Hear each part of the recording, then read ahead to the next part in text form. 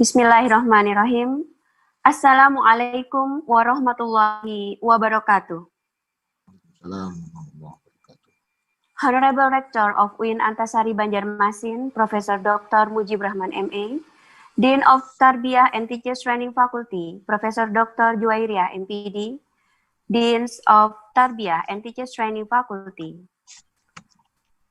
the Head of the Center of Research and Development on Islamic Education, Dr. Daud Yahya MAG, the Heads of Department, all honorable guests, speakers, and participants.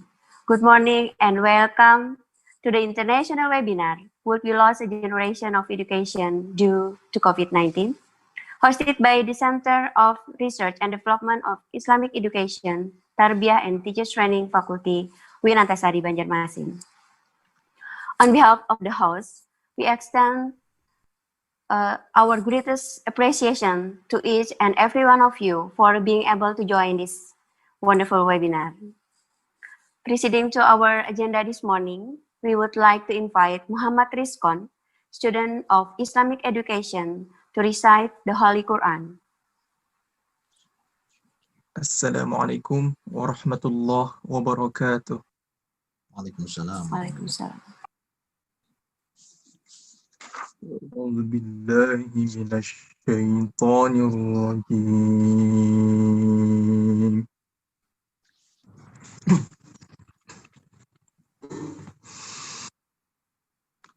Bismillahirrahmanirrahim.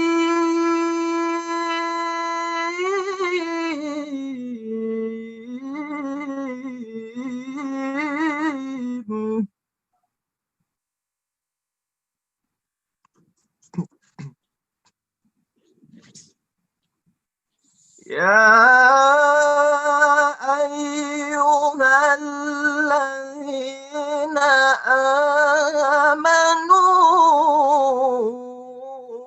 إذا قيل لكم تفسحوا في المجالس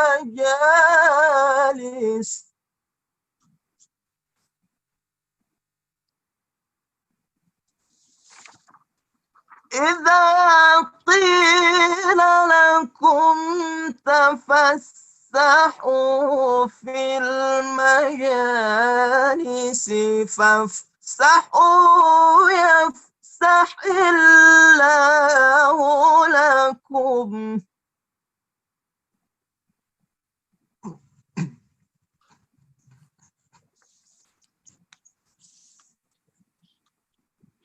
وإذا قيل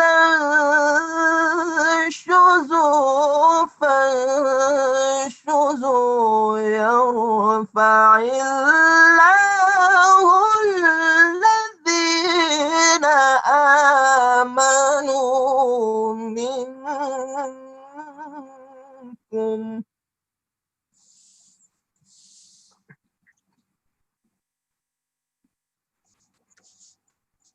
يرفع الله الذين آمنوا منكم والذين أوتوا العلم درجات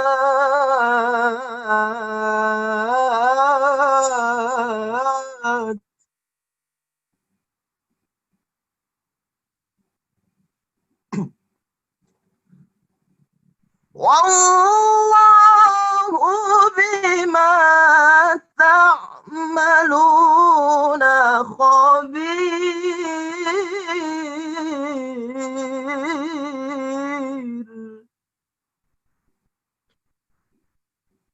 بسم الله الرحمن الرحيم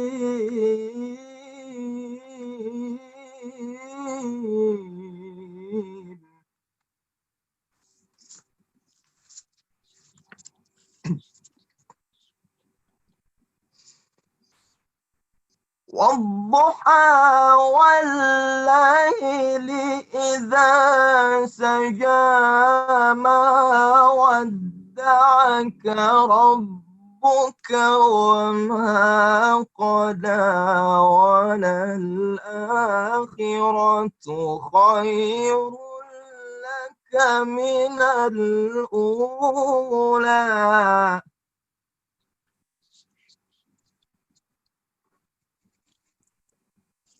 ولسوف يعطيك ربك فترضى ألم يجدك يتيما فآوى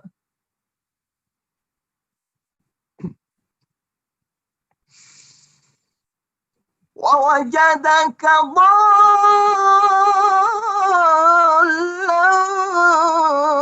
فهدى ووجدك عائلا فأغنى فأما اليتيم فلا تقهر وأما السائل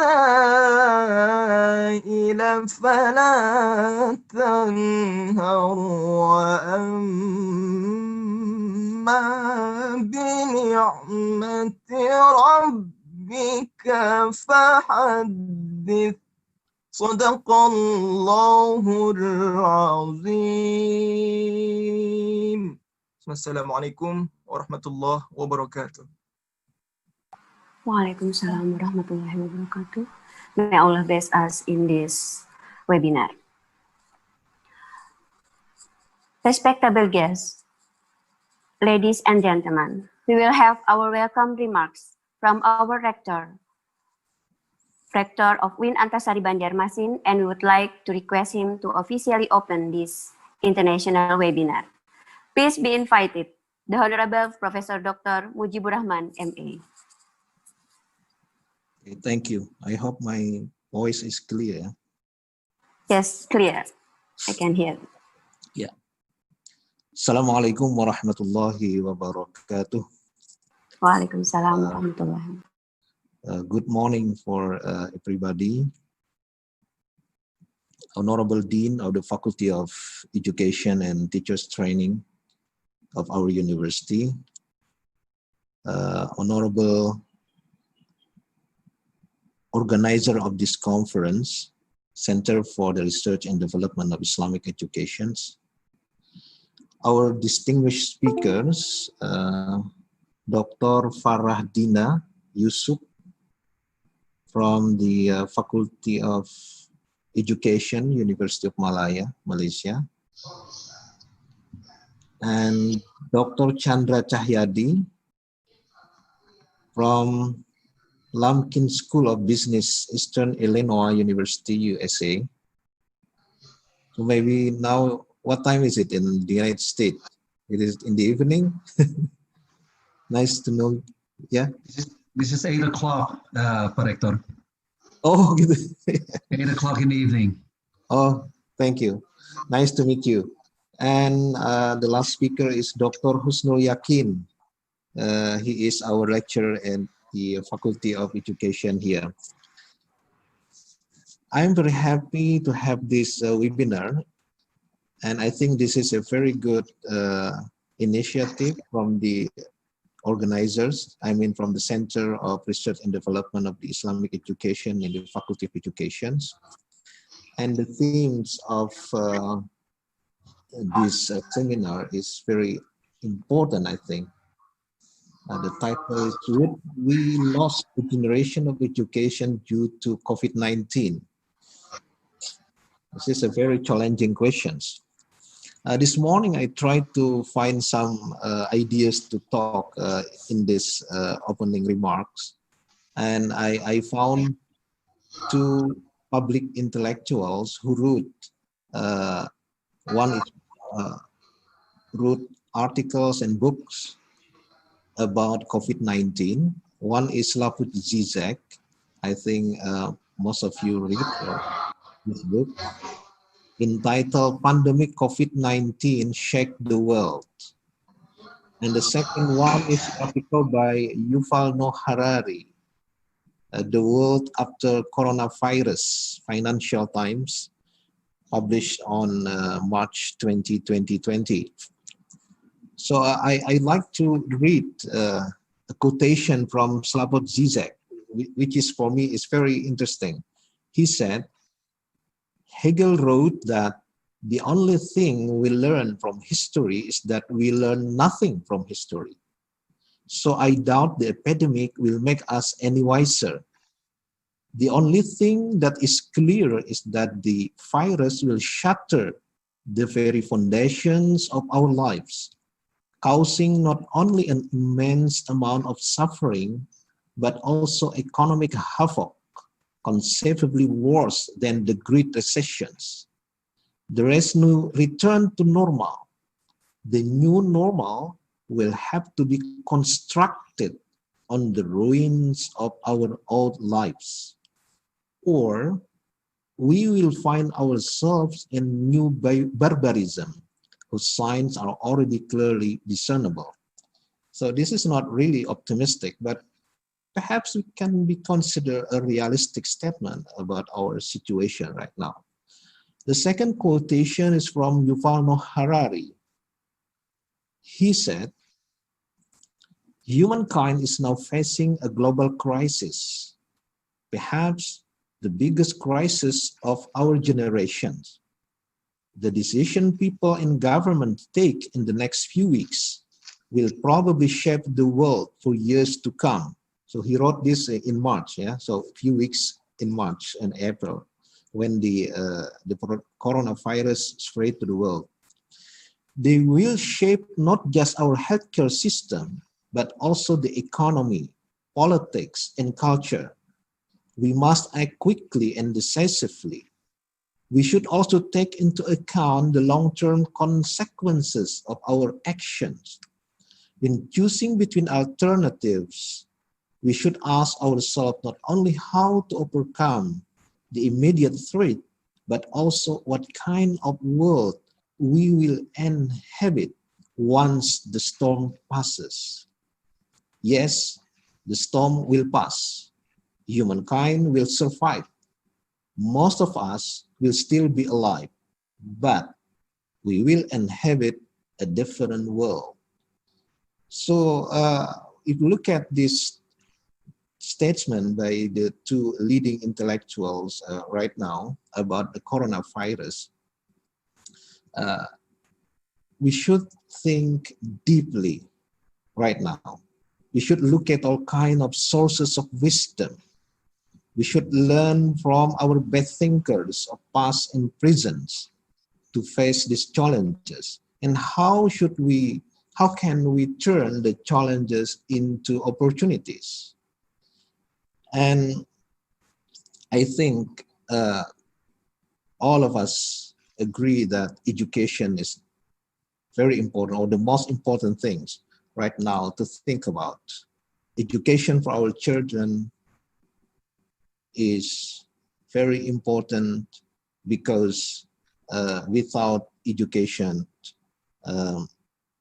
they cannot develop themselves, they cannot face the challenge and difficulties in the future. So right now, we should think of how do we manage teaching and learning for our students. And I think everywhere in the world now, using the online method system, and it is not easy and it is not really practical, it is not really effective, but we cannot avoid it. So this is a reality. For me, at least, we can learn three things from these situations for the benefits of our teaching and learning for our students using the online system. The first one is that at least in Indonesia, most of us thinks that education is the responsibility of teachers or lecturers in the universities. But now, because children are at home and most of students also should be staying at home, parents at home should share the responsibility of teaching and educating our children. So the idea of sharing the responsibility is, I think, one of the positive things in these epidemic situations. The second one is that for a long time, we have been discussing the idea of student-centered learning as a method, maybe a kind of liberal method of teaching and learning. But in practice, I think we still use the traditional way of learning, teacher-centered learning in most cases. Now the situation push us that we should develop this kind of method for our children and our students to be more independent in their search of knowledge, in their learning at home. So this is the second positive thing that I think we should develop in this epidemic situation. The third one is that we can maximize the advantages of using the internet, using the information and communication technology, because for a long time we have electronic learning system, but almost nobody use it. And on the other hand, we use cellular phones or social media just for fun, or even for bad things, not for positive things. Now it is the time for us to maximize the advantages, the benefits, the good things of using the social media, using the cellular phone, using the internet, because we cannot avoid it. So we just maximize the good things potentially found in this amazing technology that we can use it. So finally, I would like to express my appreciation to all organizers and speakers and all participants in this webinar. And I believe that this webinar will broaden our insight to see our future, especially in our educational institution, responsible for education.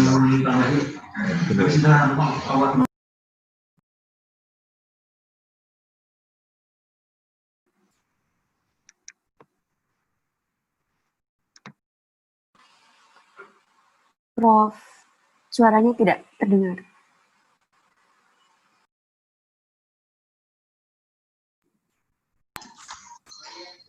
Okay, I'm sorry, it was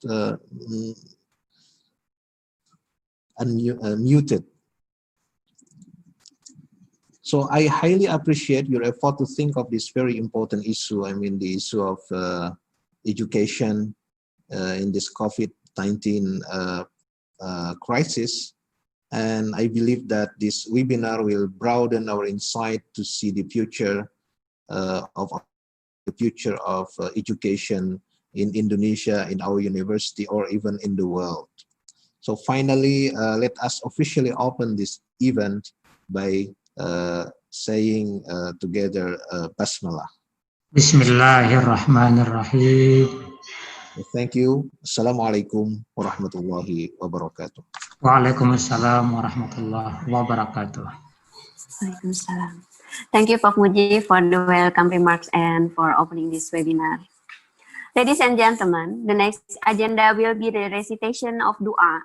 We would like to request Bapak Fatullah Munadi MAG to lead us in prayer.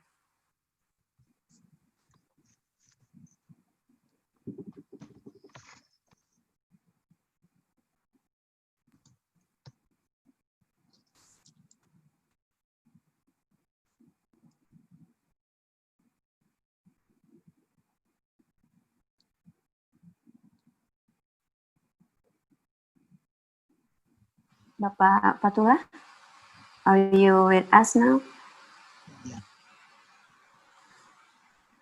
Before reading the dua, let's read the Quran. بنية القبول وتمام كل سور ومأمول وإلى حضرة سيدنا الرسول الفاتحة. بسم الله.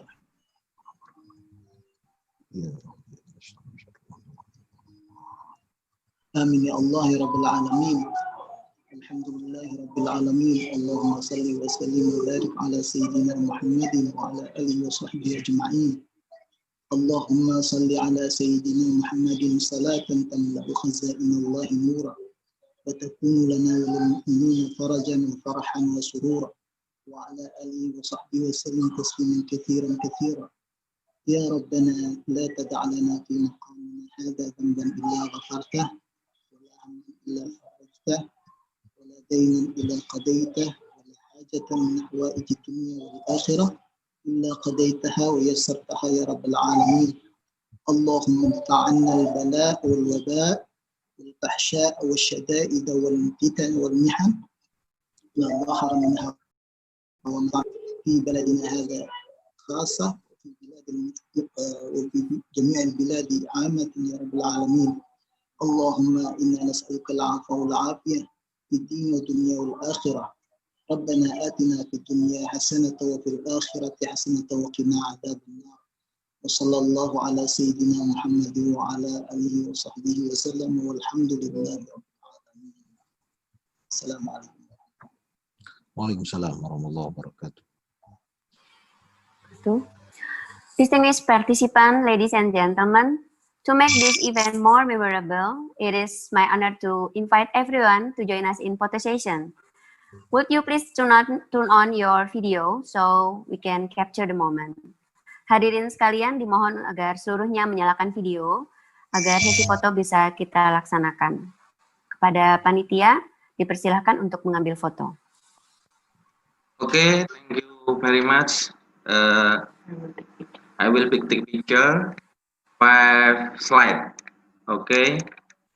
Slide number 1. Okay. 1, 2, 3. Smile. Okay. Wait.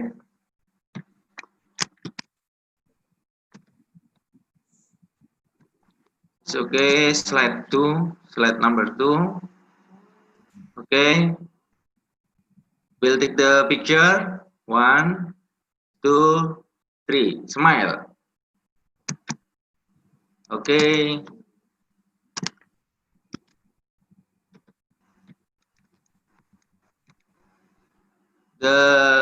Will be take slide number 3. Okay. 1, 2, 3. Please.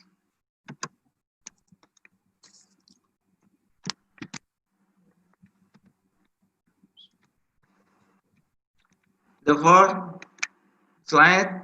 Okay. 1, 2, 3. Please. Okay.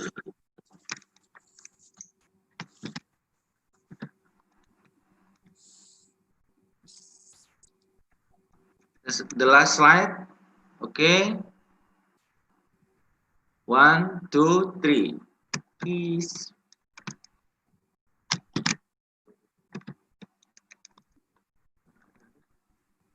Okay.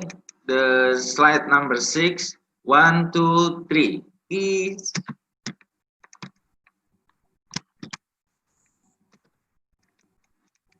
Okay, finish. Thank you, Mr. Okay. Thank you, Pak Eko.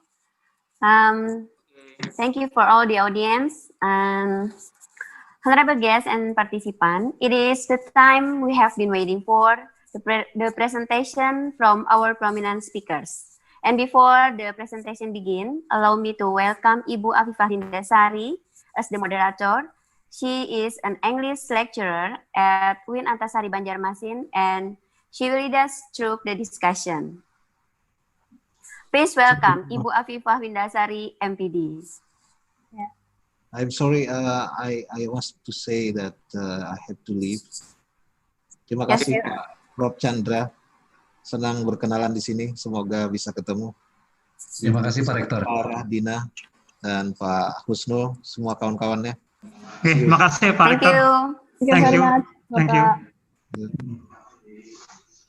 Bapak. Yeah, thank you very much for Ibu Ika Irayana as the Master of Ceremony. Bismillahirrahmanirrahim. Assalamualaikum warahmatullahi wabarakatuh. Waalaikumsalam warahmatullahi wabarakatuh. Honorable, the presenters and participants, I'm very delighted to welcome you in this international webinar, which is organized by the Center of Research and Development on Islamic Education, Tarbiyah and Teacher Training Faculty, UIN Antasari, Banjarmasin. My name is Afifah Lindasari, and I will be the moderator in this webinar. The main topic today is making sense of what wills a generation of education due to COVID-19. And this topic will be presented by three prominent speakers, Dr. Chandra Cahyadi from Eastern Illinois University, USA, Dr. Faradina binti Yusuf from University of Malaya, Kuala Lumpur, and Dr. Husnul Yakin MED from UIN Antasari, Banjarmasin, Indonesia. Before starting the presentation, let me inform you that our agenda this morning is divided into three sessions. The first session is presentation time. Each presenter gets 35 minutes to present the paper. The second session is question and answer. The Q&A can be directly through Zoom, or the participants may write question on the chat box and also in the YouTube chat. Then the last will be closing statement from each presenter. And I want to remind you that the link of certificate will share at the end of the webinar, so don't worry about that. Now we start to the first presenter. Let me inform you about his short biography. Dr. Chandra Cahyadi is an associate professor of finance at Lumpkin School of Business, Eastern Illinois University, USA. He received his PhD in finance from University of Oklahoma. He also has an MBA degree from the University of South Carolina, majoring in international business and finance. His research focuses on corporate finance, corporate governance, and financial inclusion. He currently serves as an editorial board member of the International Journal of Governance and Financial Intermediation, and as the research coordinator of asset pricing and investments at the Indonesian Finance Association. Today, he will share with us the ideas dealing with preparing your students with value-based education and life skill. And for your information, Dr. Chandra is broadcasting now from USA, so there is a time difference of 12 hours between Indonesia and USA. So if it is still morning in Indonesia, that will be evening in the US. So that after his presentation over, you can ask the question directly because he will leave this webinar earlier. Ladies and gentlemen, please welcome Dr. Chandra Cahyadi.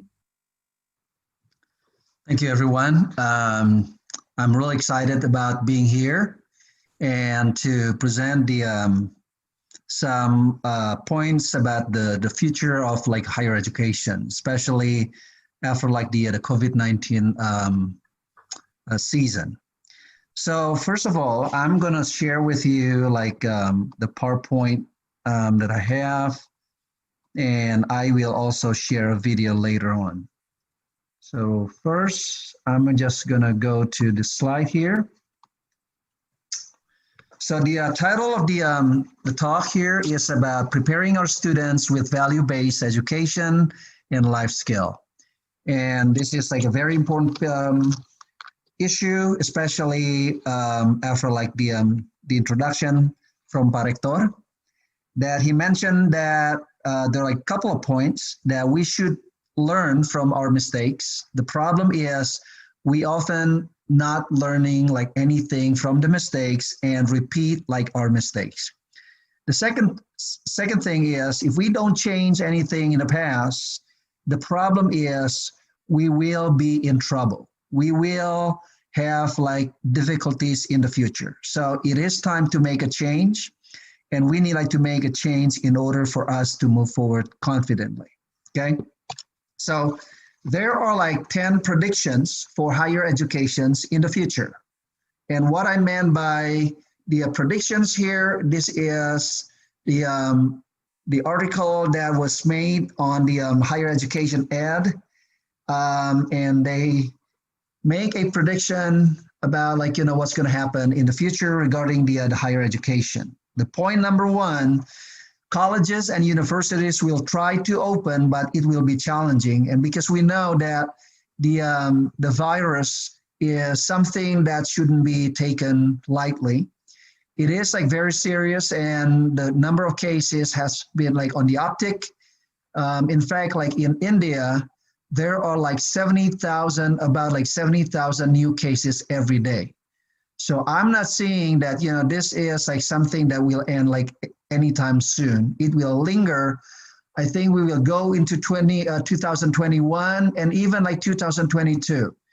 I read an article from McKinsey today, and it says that it is estimated that we are probably going to go back to normal, maybe like in the first half of 2023. So which is still about like, 2-3 hours, like, 2-3 like years from now. And that would be like very concerning.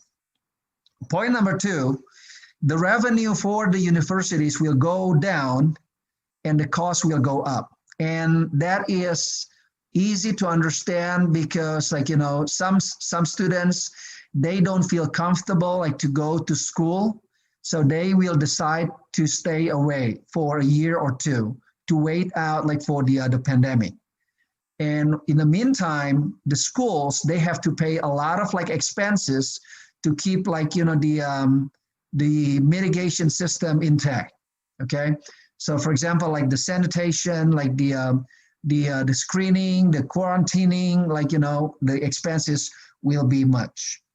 Number three, colleges, universities will maintain a major online presence.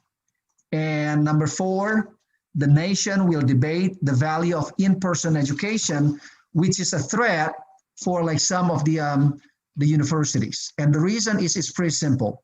It's because if we don't make a change, then we will in trouble. The last one here, for the first slide is going to be like a massive competition from the online education providers. So there will be some consolidation as well.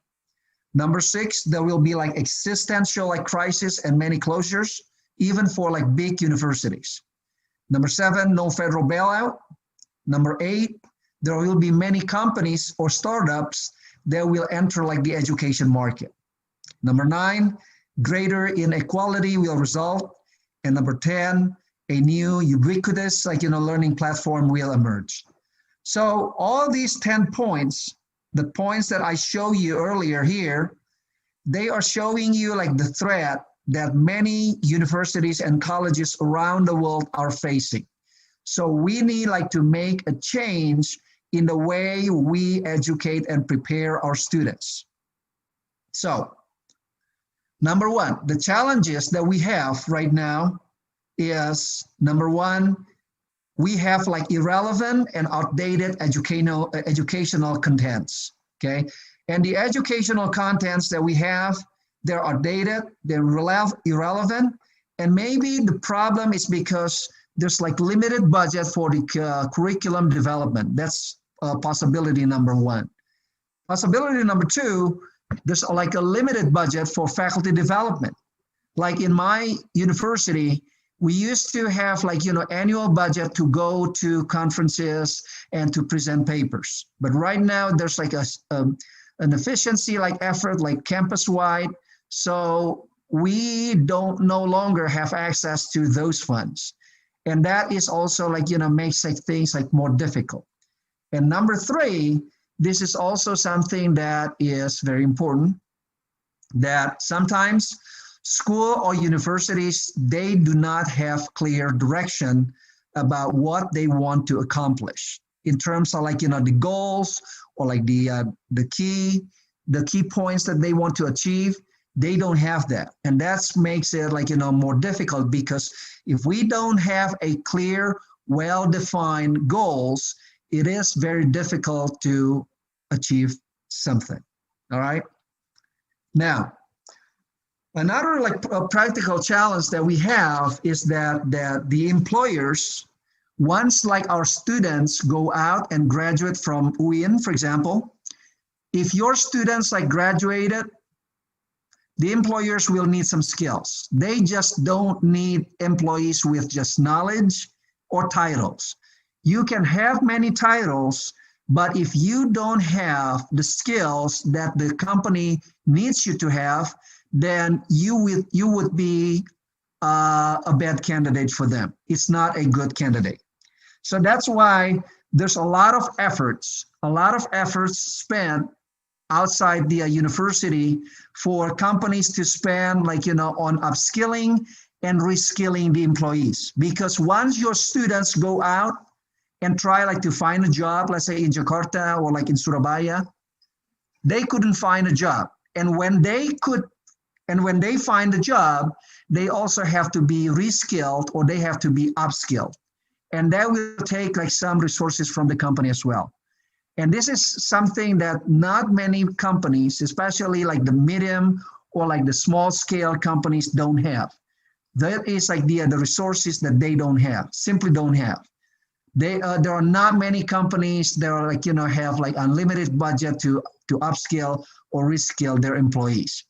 So that's why it is our responsibility as the university or the school to prepare our students so that when they go out, when they graduate, they can either have two options. The first option is for them to find a job,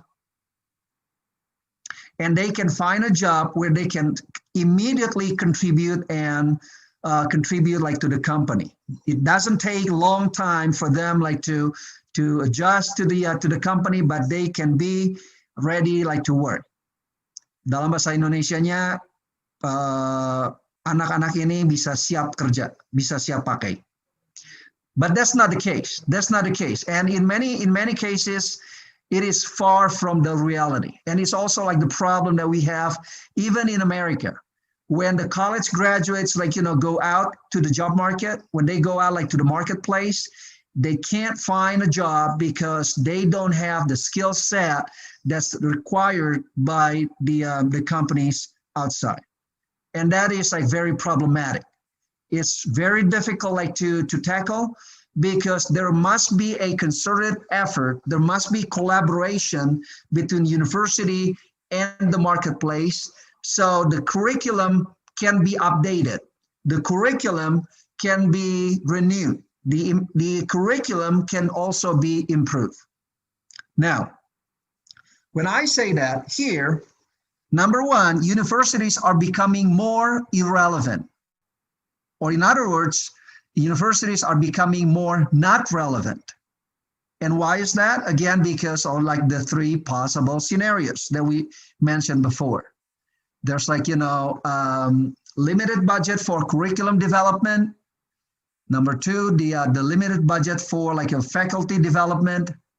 And number three, there's a disconnect between the company, marketplace, and the university. Now, if the universities are becoming more irrelevant, that will cause the second effect.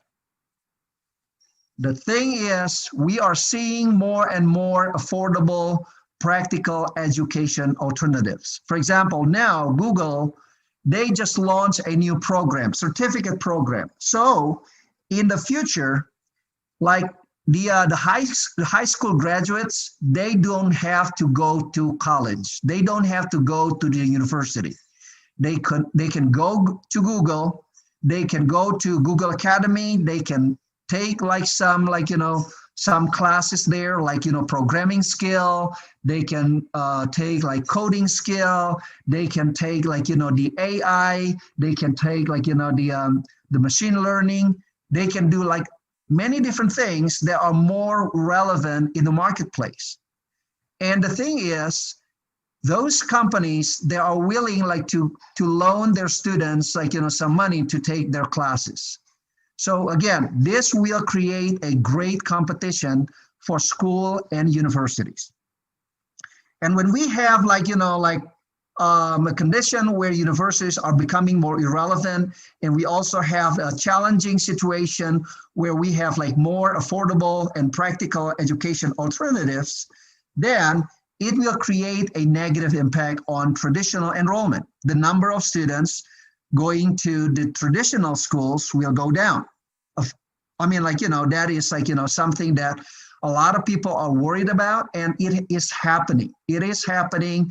There are like many students, they decided like not to go to college. They take like a year off after they finish high school. And that is a big challenge for the universities. In fact, the University of Illinois here in America, we have like a deficit of almost like $300 million, almost 3 trillion rupiah. Just the deficit for 1 year, for just 1 year. We are not talking about 2 years, not talking about 10 years. We're only talking about 1 year. So you can see like how much trouble the university can get themselves in if they don't tackle this type of situation. When they have like negative impact on traditional enrollment, it will create more pressure on the universities. So the whole thing here is like the vicious cycle. Ini menciptakan lingkaran setan. Maaf kata. So it creates like, really negative, really bad cycle where universities are becoming more irrelevant. There are more practical education alternatives, more negative impact on traditional enrollment. And it exerts like more pressure on traditional higher education institutions. Because of that, the most important question that we can have today is not about talking about the problems, because we always we always have like, problems, no doubt about it. We'll always have problems. But the thing is, what can we do? What can we change? What can we do about the problem? How can we do something so that we can do something about it, and we can come out of the other problem like more positively? Now, let me give you like, some article here. So this is an article that is issued by the Harvard Business Review. And it says that 6 reasons why higher education needs to be disrupted. And this article was made in November. In fact, like, to be exact, it was created on November 19, 2019. That was before the pandemic happened. So what does it mean? After the pandemic, we have many more reasons that the higher education needs to be changed, needs to be updated. Because if it's not updated, then guess what? We will have the disruption. Like what happens in Indonesia. In the past, if you go to Jakarta and if you take a taxi, you always take Bluebird taxi. But guess what happens? After some time, after many years, where Bluebird like enjoys like the privilege of like, enjoying like a huge market share, there was a time where Gojek and Grab and Uber came to the market. So the whole market was disrupted, and right now the consumer benefits from the competition. That's exactly what's going to happen with the higher education as well. So if that is the case, what are the things that we can do so we can help the students so that they can go to the job market, they can find a better job, or they can also have like some money to start like a small business? Because I mean, there are only 2 options. Either they go out and work, or they can go out and have their own business. But there are no other options, either working or having a business. So just 2 options. So what are like the 3 practical steps for the university leaders? Number 1, we must create a class that teaches and mentors students to learn a life skill. And this is exactly what I'm going to show you, and the example that I will provide you with, so that you can see that what we do here is something that is doable, something that we can do. This is not something like dreaming in the middle of the day. This is not like something unrealistic. This is something really easy to do, but it takes a commitment from many different like stakeholders. So number one is you create a class that teaches. So not only the knowledge, but we also will mentor the students. We will walk beside them so they can learn a new life skill. And what is the new life skill that they can learn? There are many. There are many. Communication, like debate, and like, constructive, like, argument, like persuasion. There are like so many things that we can teach them. But there is like one life skill that I really think is very important for everyone. And that is like financial wisdom. How we, you, I manage our money. Because no matter like, how good our job is, if we cannot manage our money well, guess what? We will be in trouble. And I have seen like over and over times and over again, many people are suffering, especially during the pandemic right now, where like their income gets disrupted, but they cannot manage their money. They get into financial trouble. They have to borrow money. They have to borrow money from Lintah Darat.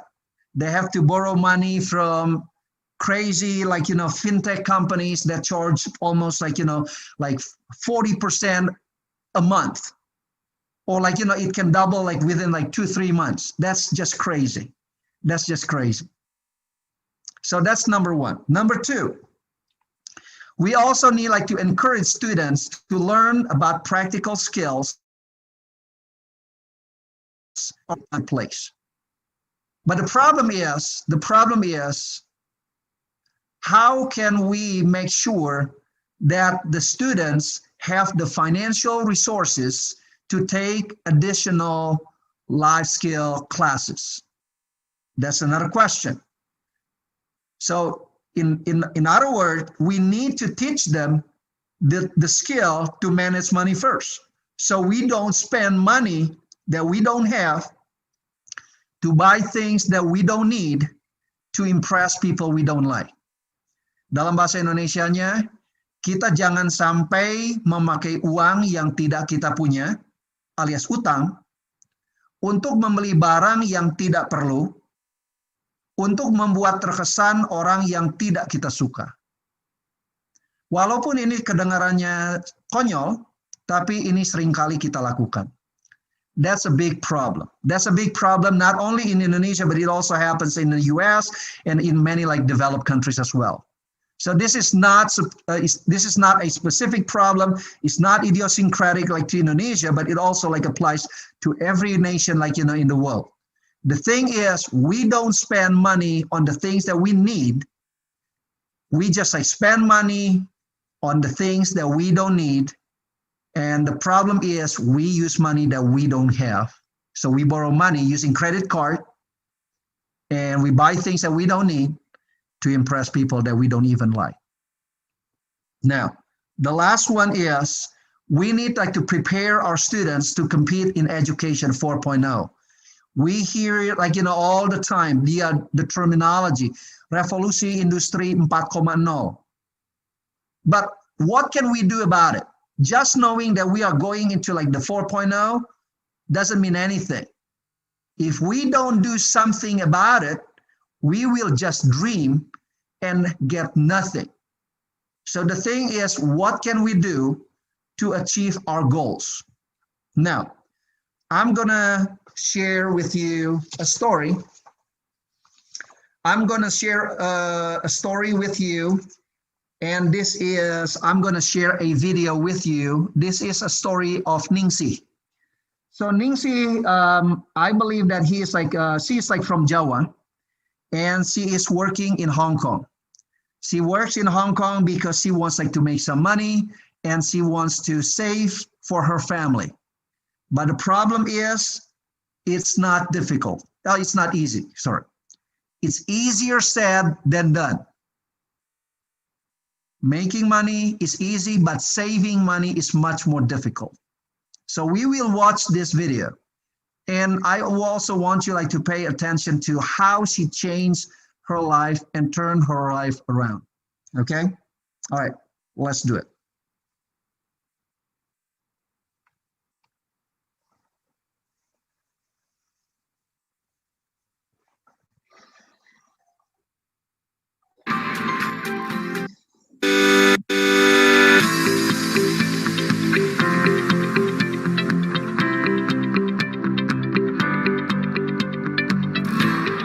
Halo, nama saya Ningsi. Saya berasal dari Kabupaten Semarang. Keinginan saya untuk bekerja ke luar negeri supaya bisa membantu orang tua. Dan yang kedua, saya bisa menabung untuk masa depan saya.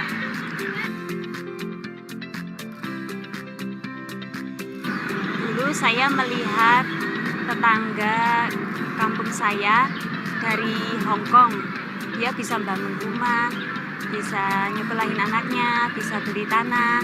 Makanya saya ingin banget bekerja ke luar negeri di Hong Kong. Katanya gajinya besar daripada di Jakarta. Saya membayangkan kalau misalnya punya gaji besar, bisa menabung, bisa membantu orang tua saya kirim ke kampung.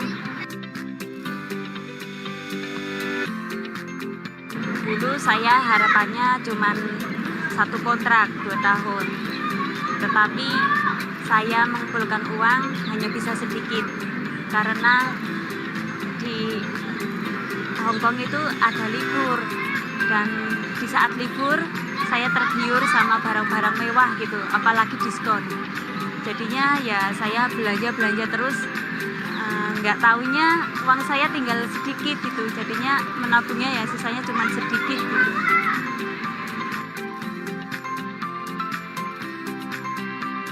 Setelah belajar itu saya mengikuti dan mencatat apa yang dicatat itu, pemasukan, pengeluaran, anggaran gitu. Terus saya mempraktekkan mencatat setiap harinya pemasukan dan pengeluaran anggaran saya. Akhirnya saya bisa menabung lebih banyak. Yang dulunya saya menabung cuma sebulannya 2 juta. Setelah saya mengikuti pelajaran pengelola keuangan, saya bisa menabung lebih besar. Sebulannya saya bisa menabung 6 juta. Dan dalam waktu 5 bulan ini saya akan pulang karena udah terkumpul tabungan saya. Untuk teman-teman yang masih bekerja, tetaplah semangat dan jangan lupa menabung supaya cepat pulang ke Indonesia dan berkumpul keluarga. Yeah. So here's like the problem with stuff that buying things that you don't need, using money that you don't have to impress people that you don't like. Okay. Like to conclude the presentation, I need you like to do something for me. And if you could, I would like to go to the last slide and would like to ask you to fill the a survey. Okay. Okay, give me a second here. It is still uploading.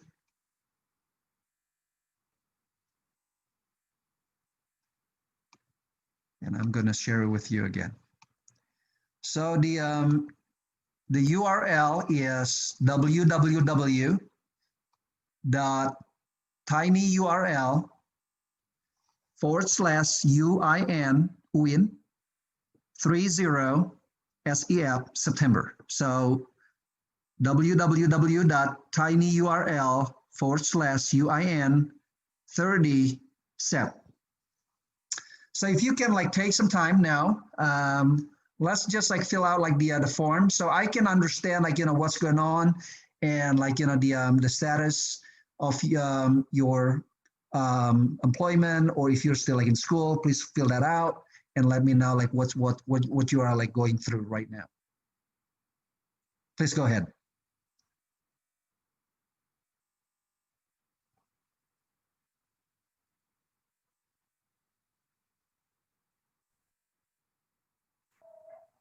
Okay, for all the participants, you can fill out the Google form. www.tinyurl. Silahkan Bapak Ibu peserta lainnya untuk isi Google Form. yang telah di-share oleh Prof. Chandra.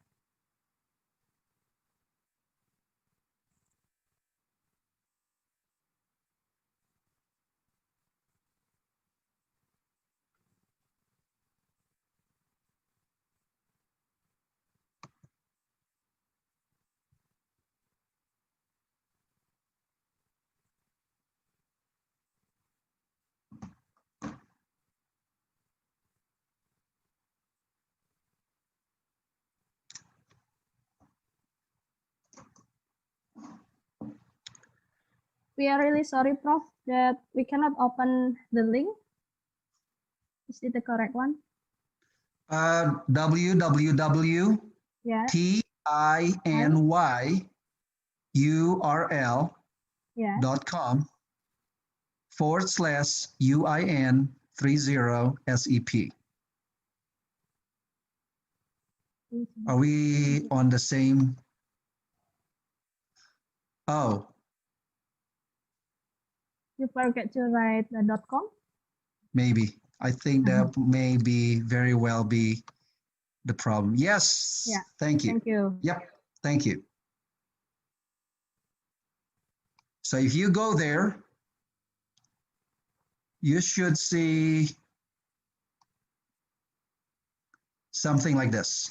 Survey Zoominar UIN September 30th, 2020.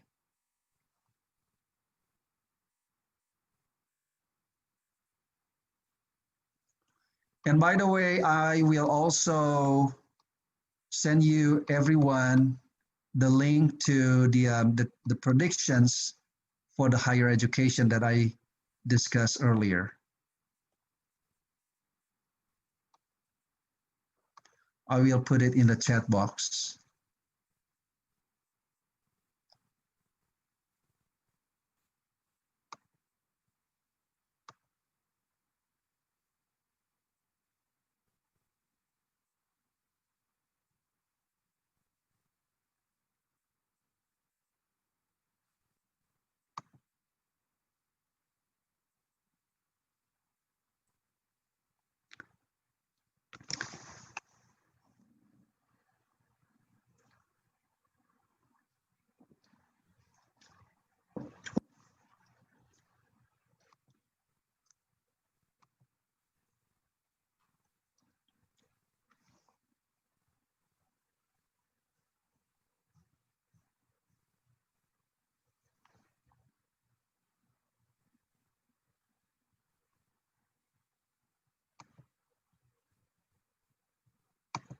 Baik, Bapak Ibu, bisa sambil diisi linknya www.tinyurl.com/win30sep.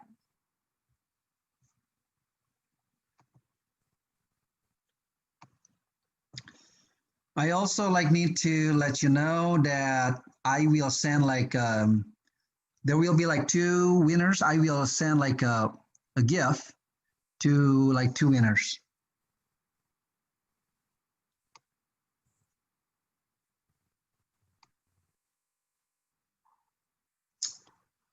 Okay, so we still have 3 more minutes. Please use the time, and then after 3 minutes, we can start question and answer. Oke, Prof.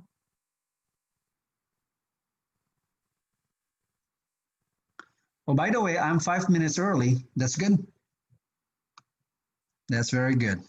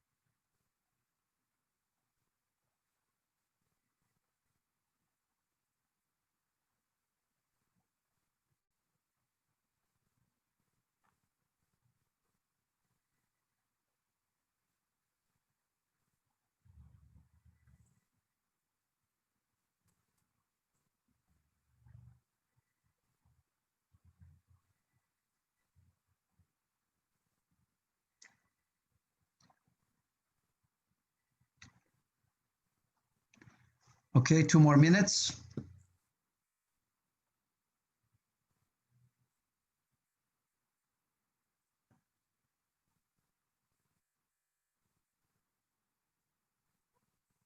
Prof, I want to ask you about this Google Form. Di situ Ya. ada pilihan saat ini saya gitu kan ya Prof, masih kuliah mengajar TK sampai SMA. How about the lecturer? Kalau ada dosen yang ikut, can we choose Oh, which one? sorry. I was informed that like the participants are like the UIN like students and also those who are like teaching like outside. If you are like still if you are like teaching at the university, maybe you can put like mengajar SMA, Okay. and then like in your name you can put like Afifa and then open parentheses UIN. So I know that you are like teaching at UIN or teaching at UIN. You can Afifa in an open parentheses, open bracket, teaching at UIN, close bracket. Okay, thank you, bro. Sure. All right. Very good. Very good. 1 more minute, guys. So we have like, another minute and then we will go to the other stuff. So right now I have, okay, that's good. That's good here. We have like, let's see, how many? 48 participants, 49. That's very good. Keep it going.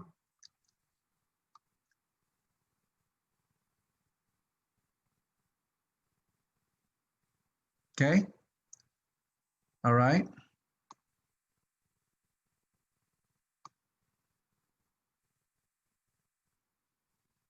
Okay, very good. I think I like your responses for question number 3. Kalau kondisi keuangan saya lebih baik, saya bisa lebih fokus mengajar murid-murid saya. That's very good, very good.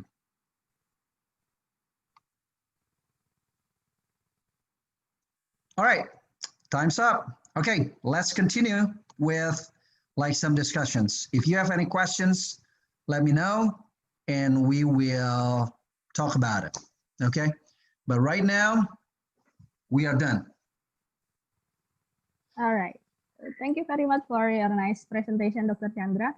The things that I can highlight from your presentation are the prediction for higher education future after the pandemic. So we should make a change so that we cannot in the trouble. And it is a challenge for the educators to prepare the students with the skill. So when they graduate, they can find a job and they can be ready in work. And also you elaborate that there are 3 practical steps for university leaders. And you show me the example of video from Ningsih on how to manage the money properly.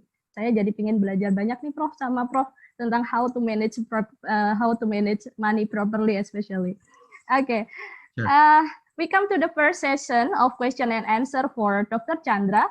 If you want to ask question, you can click raise hand button or you can type your question on the chat box. There are 2 questions on the chat. The okay, first so question, first I question will, from Bapak Rusnadi Alikasa from UIN Antasari. Okay, how's the university's policy look like in response to Trump's management about international students who are not allowed to take full online classes? Well, that policy was canceled. So right now, the international students, they are allowed like to take like online classes. In fact, like I agree with the policy, because if you don't come to America like to study full time, if you just like take online classes, what's the purpose of like coming to the country at all? I mean, like especially with the pandemic. So this is not like a discriminatory like policy. It is just like to protect the safety of like the people, both people of the U.S., also like people like who are visiting America. And it's the same policy that we are seeing being implemented like across the board and across like the globe. We are seeing, like for example, like Malaysia is still like not allowing foreign citizens like to enter Malaysia unless that they have like special permits. Same thing with Indonesia, same thing with Hong Kong.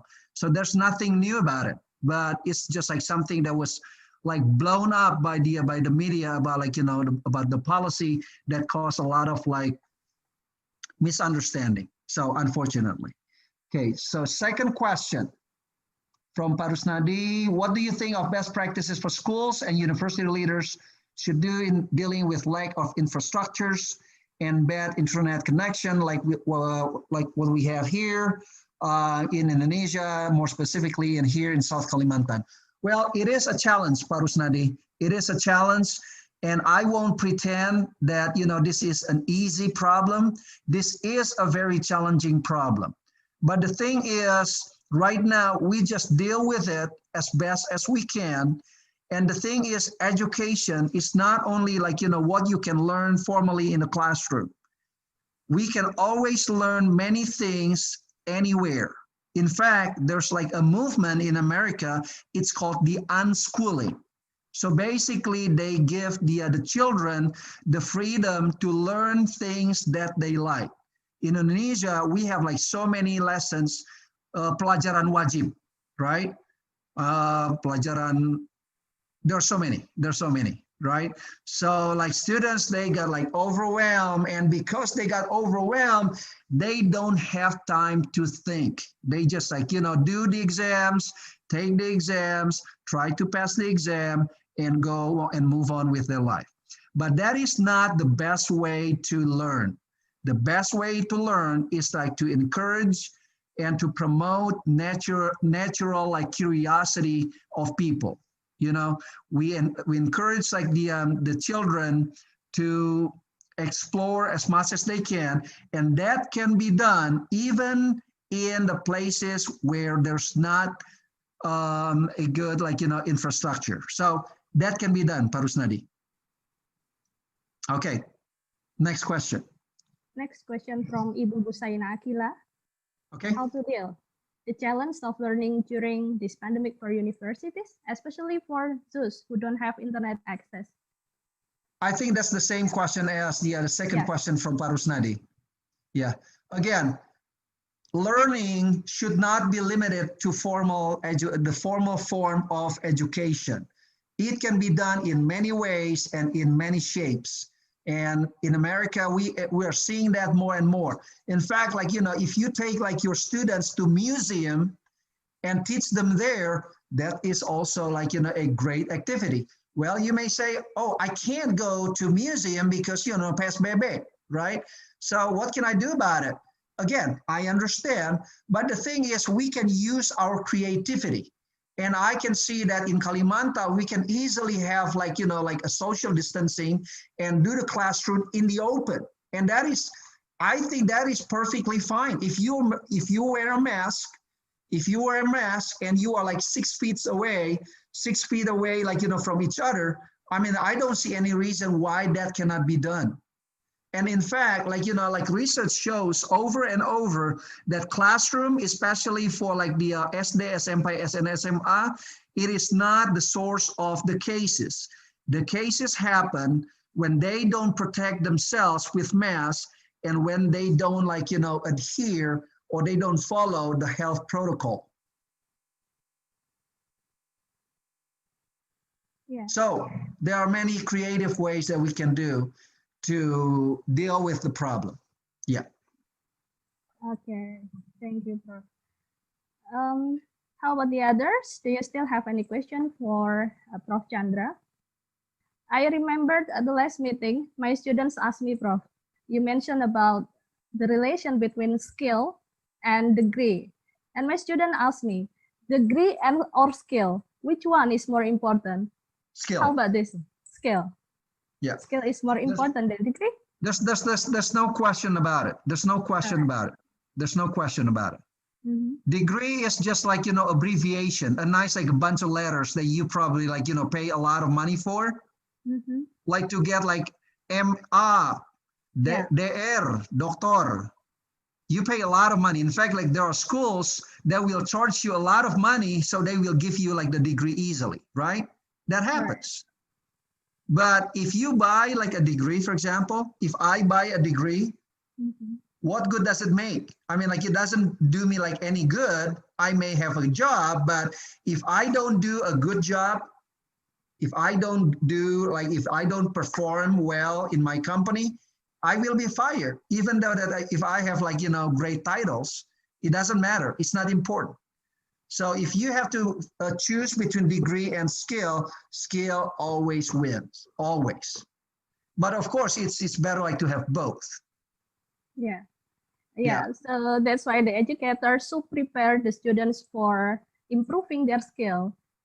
Selain untuk mendapatkan title, they also have to prepare about the skill for the students.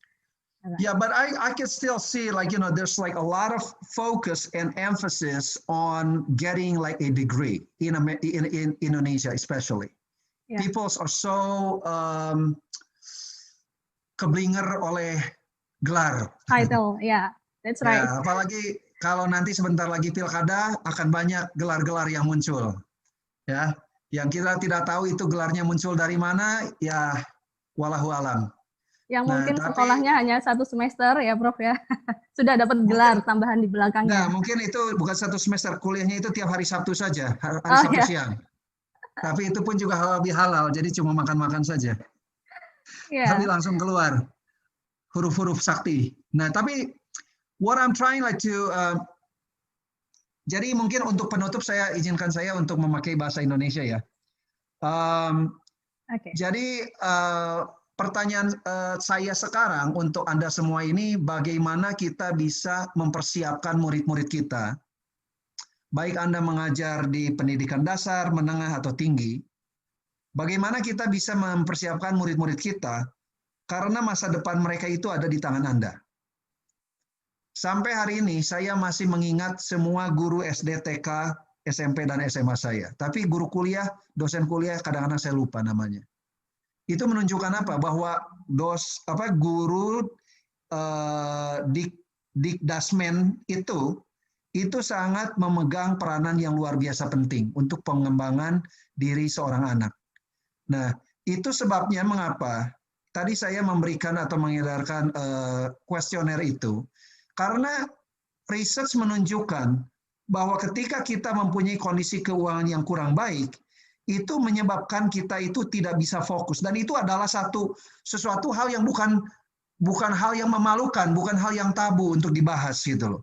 Karena itu adalah satu fakta yang sudah ditemukan di berbagai negara, baik negara maju atau berkembang, atau negara yang belum maju atau berkembang, itu semuanya sama. Kalau kita mempunyai masalah keuangan, kita dijamin pasti tidak mungkin bisa fokus bekerja. Itu sudah pasti. Itu satu kepastian. Nah, jadi poinnya itu adalah bagaimana kita bisa mempersiapkan murid-murid kita supaya mereka itu bisa berkembang. Dan yang lebih penting, bagaimana kita juga bisa mempersiapkan diri kita pribadi, supaya kita itu sebagai guru, kita itu bisa berkembang. Bagaimana kita itu bisa, kita itu bisa mengembangkan diri sebaik mungkin, supaya kita itu juga, ya pada akhirnya kita bisa mengambil satu peranan dalam pengembangan masyarakat, anak-anak, dan khususnya untuk negara. Mungkin itu. Okay.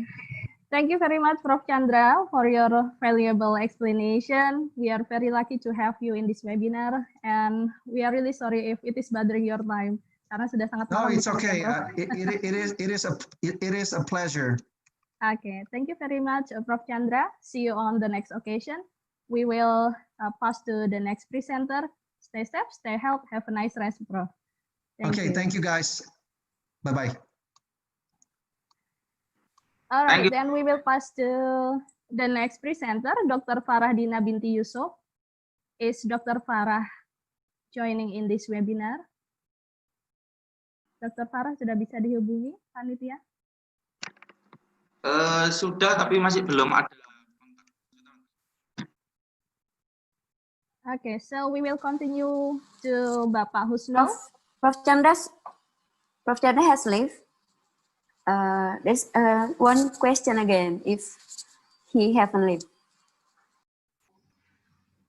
Sepertinya sudah. Oh, sudah ya? Oke. Yeah. All right, so we will pass to the next presenter, Bapak Dr. Husnul Yakin MED. He is a professional lecturer and the head of Quality Assurance Institute of UIN Antasari. He got his master's degree in Curtin University of Technology, Australia, and doctoral degree in Sarif Hidayatullah State Islamic University, Jakarta. In this session, he will share his ideas with us dealing with the impacts of COVID-19 pandemic on education in Indonesia. Without any further delay, please welcome Dr. Husnul Yakin, MED. Okay, thank you very much, Ms. Moderator, Ibu Linda Afifa. Assalamualaikum warahmatullahi wabarakatuh.